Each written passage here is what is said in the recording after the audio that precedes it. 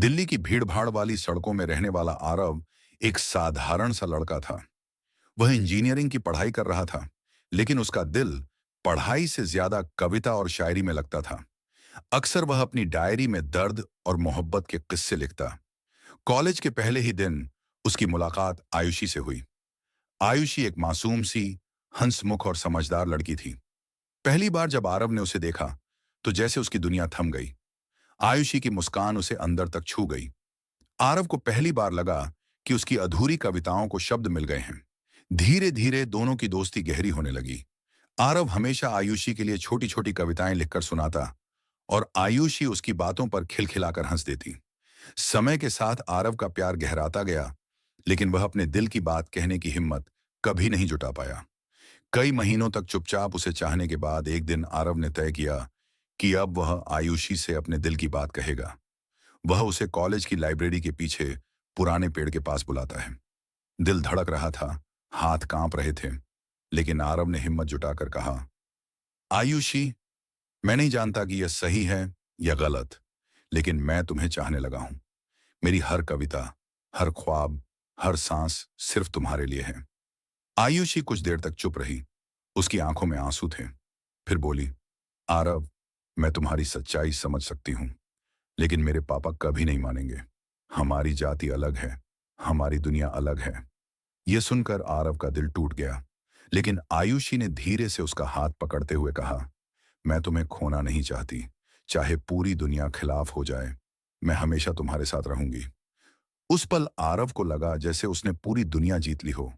दोनों का रिश्ता गहरा होने लगा। वे साथ साथ पढ़ते, बातें करते, सपने देखते। लेकिन जैसे जैसे उनकी मोहब्बत बढ़ी, वैसे वैसे समाज और परिवार की दीवारें भी ऊंची होती गईं।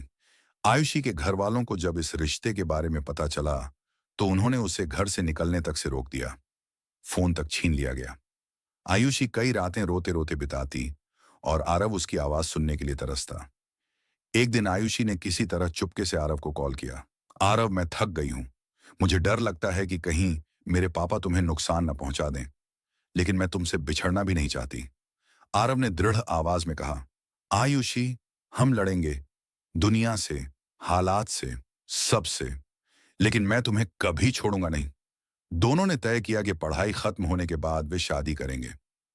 आरव ने मेहनत से नौकरी पाई और आयुषी भी अपने करियर में आगे बढ़ी। वे दोनों मिलकर अपने सपनों का घर सजाने लगे। आरव हर शाम उसे मैसेज करता, थोड़ा सब्र और फिर हमेशा के लिए तुम्हारा हो जाऊंगा। आयुषी जवाब देती, तुम्हारे बिना जिंदगी अधूरी है। बस वो दिन जल्दी आए। लेकिन जिंदगी को शायद उनकी मोहब्बत से जलन थी। शादी की बातें चलने लगीं। आरव बहुत खुश था, लेकिन एक दिन अचानक आयुषी का फोन आना बंद हो गया।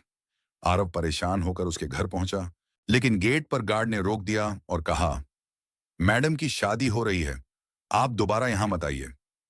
यह सुनकर आरव के पैरों तले जमीन खिसक गई। उसने बार बार कॉल किया, मैसेज किया, लेकिन कोई जवाब नहीं आया। कुछ दिनों बाद सोशल मीडिया पर उसकी तस्वीरें वायरल हो गईं। आयुषी दुल्हन बनी थी और किसी और के साथ शादी के मंडप में बैठी थी। आरव ने अपनी डायरी में लिखा, जिसे पाने के लिए मैंने दुनिया से लड़ाई की, वो मुझे छोड़कर चली गई। करीब 2 महीने बाद अचानक आयुषी उससे मिलने आई। उसकी आंखें सूजी हुई थीं, चेहरा दर्द से भरा था। आरव, मैंने तुम्हें धोखा नहीं दिया। मेरे पापा ने धमकी दी थी कि अगर मैंने तुम्हारे साथ शादी की तो वे तुम्हें खत्म कर देंगे। मैं तुम्हें खोना नहीं चाहती थी, इसलिए मजबूरी में शादी करनी पड़ी। आरव चुपचाप उसकी आंखों में देखता रहा। उसके पास कोई शब्द नहीं थे। उसने सिर्फ इतना कहा, आयुषी, तुमने मुझे तोड़ दिया।